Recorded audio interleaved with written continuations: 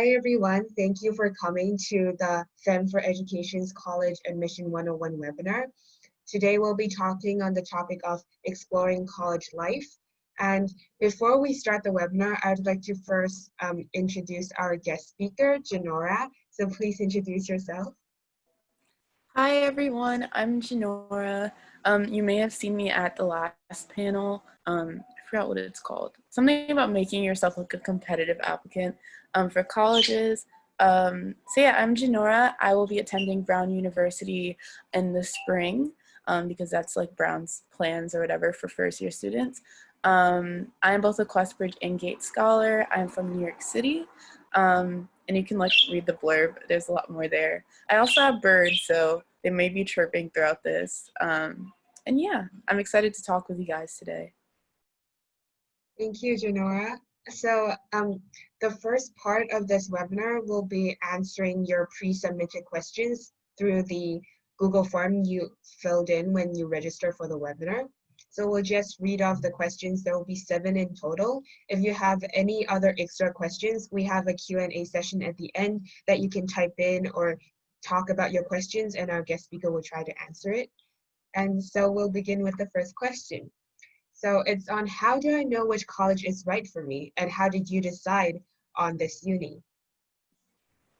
Okay, so this question, so I think I'm gonna like start talking about the second question first, Okay. and then get into like general tips and advice like on how to know which college is right. So Brown for me was like my dream school, like ever since the like beginning of senior year. At first I was really like, I just loved the aesthetic of Brown and like, I don't know, I really liked the name and everything. And then I really like the pamphlets and things that they would send me in the mail. And I was like, I'm intrigued by this. I want to know more. And so when I finally started to do like my research on the school, looking at the website and looking at like all that it had to offer, I fell in love with that too.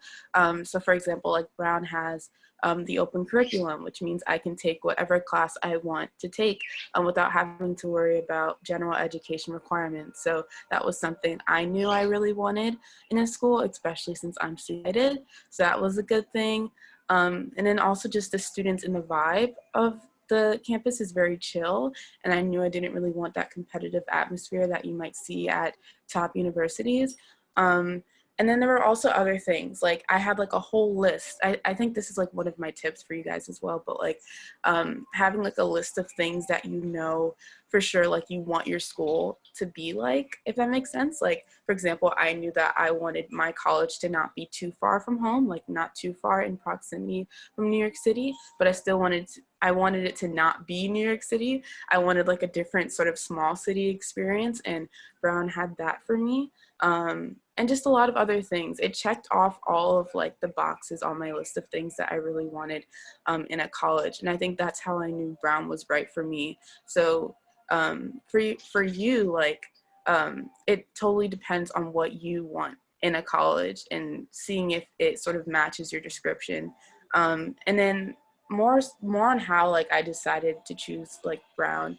I remember at the end of my college journey, I was deciding between 3 schools. I was deciding between Brown, Harvard, and Bowdoin College.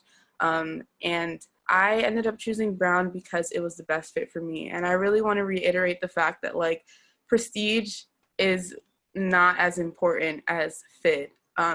Like seriously, like clout can only get you so far. I think it really depends on who you are as a person and what college really fits you. And I knew that for me, like after I took off the name, like all of them are really top schools. Once I took off the name of Harvard, the name of Brown, the name of Bowdoin, I looked at what each school would have to offer me and looked at my value school would match it the best. I knew that I really wanted a school that was diverse, and Maine is where Bowdoin College is, and Maine isn't super diverse. So that's why I didn't choose Bowdoin. I knew that Brown had that super comfortable and chill atmosphere, and I felt really welcome. Whereas Harvard, I didn't feel the same sort of connection. So that was also a factor. And then I just talked to a lot of students who go to these schools, and I really like tried to see if I would fit in the student body of it all. And I like actually like almost started crying when I attended like a Brown alumni, Black alumni Zoom call, and I really just felt like I belonged there. Whereas with Harvard, I didn't have that same connection. So I think my best tip for deciding would be probably to really like figure out where, like, go with where your heart goes, but not like, I know people say like follow your heart. For me, that didn't help me as much because like I was all over the place at the time, and I was like, I don't know what my heart is saying. But I think it's really more so like follow the energy that your heart sort of radiates. Like, are you looking up more about Brown than you are about Harvard? Like, are you looking, are your actions sort of showing like what school you belong more at? Like, really look at like what you're doing at that time and which school you really feel more interested in terms of what you're doing to look up those schools and see if you belong. Yeah, that's my answer for this question. That was a pretty long answer, but I hope that helped. Yes. Okay, so our second question is on how did you choose your major or your future career path? Yeah, so I'm super undecided. So I didn't really choose like a major or career path. So I applied undecided with the Common App and the QuestBridge application. But they were areas where it asked like, what are your interests? And of course I would put down all of my interests. Like my interests right now are like sociology, creative writing, but also like sort of STEM, like cognitive science and computer science as well. So I had a lot of different varying interests there, but I think it's not that like don't feel so like pressured to choose a major or choose a career path, because that's honestly subject to change once you get in college. So our third question is on what clubs or activities did you do in high school, and how did you narrow down on extracurriculars? Also, do you plan on joining any in college? Yeah, so I did a lot of clubs and activities. Like, I want to reiterate the fact that do all of the clubs that like and activities that you genuinely want to do. Like, just don't pick up anything just because you think it looks good for college, because honestly, colleges are looking at your extracurriculars to sort of see what you are genuinely passionate in. So if you just kind of put stuff that like just for them to see, it doesn't really help your like your image to the admissions officer, if that makes sense, because it's not like authentic. But as for the clubs that I did in high school, so I ran a poetry club. I did theater, so I was in a lot of different like theater productions in my school. I was on the volleyball team, volleyball team, front and middle. It was really fun. What else? I was a writing center tutor for my early college writing center at my high school. I was also on the step team, which is like dance. If you don't know what step is, it's basically like kind of like dance, but you're making beats with like hitting certain parts of your body and stuff like that. So I was on the step team. And I think that's basically all I did for school. But then I did a lot of summer programs. Like every year I did different summer programs. So one was like a music production summer program that I did. I also did internships at hospitals. I did like a research thing at Mount Sinai on zebrafish toxicology. I did a lot of different things in high school that I was genuinely interested in, and I let that show on my application. So I didn't narrow anything down. I put down everything, even though none of them actually like fit together, because they're all just me and different parts of me. So yeah, I didn't narrow down my extracurriculars. I would say like if you can't fit all of your extracurriculars on the Common App, and this includes like family responsibilities and things like that, I would say definitely like include a resume or something else that sort of shows your other extracurriculars, because that's like super important to know, especially if they're all super meaningful to you. And do I plan on joining any in college? Yes, definitely. I'm not sure which ones yet. I've signed up for a lot of info sessions so far, but I'm excited to look at all of the clubs and activities at Brown and see which ones I really want to do. I see. Thank you. So, and our next question is on how can I stand out to college admission officers, and what are colleges, specifically Ivy League schools, looking for when accepting students? So I think how you stand out to college admissions officers is like being human. and really being yourself and showing that through your application and being super genuine with your words and your personality. College admissions officers are not accepting numbers. They're not accepting a high SAT score. They're not accepting a high GPA. A lot of other students can have the same exact scores and numbers you have. It's really about who you are as a person and how you sort of write that. Your writing, for me, like, I think essays are just really important. It's like your essays and extracurriculars because they really show you, show who you are. So I'd say to stand out for college admissions officers, really humanize yourself through your essays and write about things that you're really passionate about, because then that's a really easy way to sort of show just like your inner you and what you're really, really willing to do in college and how that might sort of just like contribute to like the college admissions officer's like opinion or image of you. So I would say really focus on your essays and conveying that and being super creative as well. Like not super conventional, but also just like finding different ways to do certain supplements. I know for one of my supplements, I wrote like a whole story about like Dr. Seuss and connecting that to a UChicago campus with like everyone walking in headstands. I was super creative for that essay, but I did get into UChicago. So I would say like really make sure that you're being creative and showing yourself in unique and authentic ways. What are colleges looking for when accepting students? So yeah, that's basically what colleges are looking for. They're looking for human beings that they think will contribute something special to their campus. So again, really humanizing yourself through your essays and showing who you are in your essays in a way that's super unique to you. Like that's what they're really looking for, to understand who you are and how you can contribute. I see. Thank you. So our next question is on how do I determine a key moment or event in my life to discuss in my personal essay? So I think like that is definitely specific to who you are, right? Like I don't like it, it's definitely like something that you feel like you have to write about or that you need to write about. For me, I wrote two personal statements. One was for QuestBridge and one was for Common App. Usually you can use your QuestBridge essay for Common App, but I didn't. I wrote a whole different one. And each one kind of focused on like a moment, or at least started out with a moment.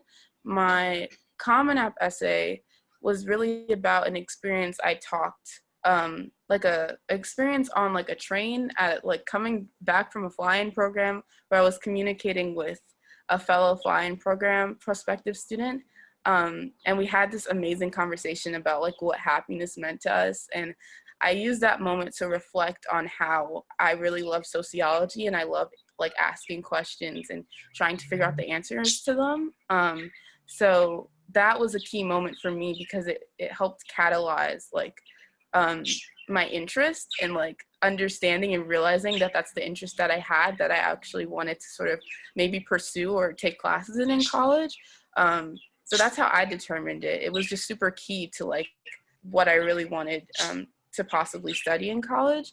And then for my QuestBridge essay, it was like I started out with like a dialogue when someone asked me like, what are you? It was really about sort of not knowing my origins and not knowing exactly where in Africa I come from, and how that sort of affected the label of Black American for me. And so I started off with that moment because it really, again, it emphasized what I was trying to say in the essay. Who am I? Like, what am I? So I definitely say like it has to be like your moment or event has to sort of tie into like your overall message or what you're trying to convey. Because at the end of the day, you're not like, if you're choosing to write a story about apples or something like that, like, or write like your personal statement about apples, your personal statement is not about apples. It's about who you are. So you really want to make sure you're picking a moment that ties directly into what you're trying to convey in your essay. I see. Thank you. And our sixth question is it good to have a part-time job in high school? Will that boost my portfolio? And how can I balance studying and working at the same time? I'd say if you want a part-time job in high school, do it. It doesn't hurt. I'll say like literally like reiterating this, like whatever you choose to do in high school in terms of extracurriculars and outside things, make sure you're doing it not because it's going to boost your portfolio, but you're doing it for yourself. And in the end, if you're doing it for yourself, it's going to boost your portfolio. So the answer to that question is yes, it's good to have a part-time job, I guess, but it's definitely like, it depends on who you are and if you really think that part-time job will be valuable for you. And then how can I balance studying, working at the same time? That's definitely a challenge. I remember in high school, it was really stressful trying to balance like college stuff and then also like studying and all that stuff. I'd say honestly, set deadlines for yourself. And this goes for not only like working a part-time job and studying for school, but also just for like college work and doing college work at the same time as doing school. Like really setting deadlines for yourself and making sure you're planning out a schedule so that you know like what you're doing on specific days. That's super helpful. Like staying organized is really important. I know for me with college stuff, I would sign up at my school's writing center to have someone look over my college essay or one of my supplements or whatever. I would sign up before I have it done. I would say, okay, Friday I'm gonna like meet with this person so I can go over this essay, but I didn't have the essay done, right? So I would work on that essay and be like, okay, I need to get this done before Friday so that I can have it looked over. And that really helped, it like worked for me, like it really helped me. So I would say setting deadlines for yourself, harsh deadlines, helps a lot in terms of working and balancing certain things at the same time as other things. Thank you. And the last question on our slides is, any recommendations for students in high school to do now to prepare for the college application process? I would say, please start on your essays if you haven't done so already.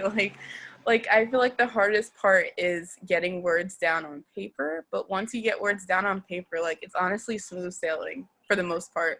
Because then all you have to do is really revise and get people to look over it. Not that many people, but a few people who know you, and just reshape and remodel certain things. So I definitely think like to prepare for the college application process, which is basically starting like next month.